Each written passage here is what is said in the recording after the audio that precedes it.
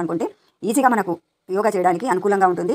నేను చేసే యోగా గుండెలో ఛాతీలో ఇబ్బందిగా ఉన్నప్పుడు, బరువుగా ఉన్నప్పుడు మనం ఛాతీ అనేది మనము ఇబ్బంది పడుతూ ఉంటాం. అలాంటప్పుడు చిన్న చిన్నగా మనకు తెలిసిన నేర్చుకున్న యోగా ప్రక్రియ అంటే ఆసనాలు వేసుకుంటే చాలా ముందు 2 కాళ్ళు వెడల్పు చేసుకోవాలండి. వెడల్పు అంటే మనకు వీలైనంత వెడల్పుగా ఉంచుకొని ఆ తర్వాత 2 చేతులు పైకెత్తాలి. పైకి ఎత్తి ఆ చేతులు లూజుగా ఉండకూడదండి.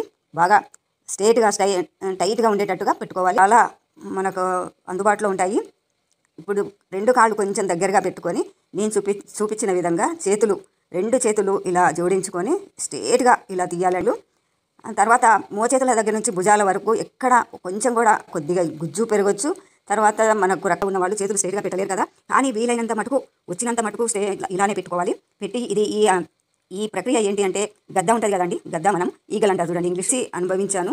చాలా బాగా ఇంప్రూవ్ అవుతుందండి మన శరీరంలో భాగాలు. ఇది గరుడ పక్షి మనం ఆకాశంలో చూస్తాం.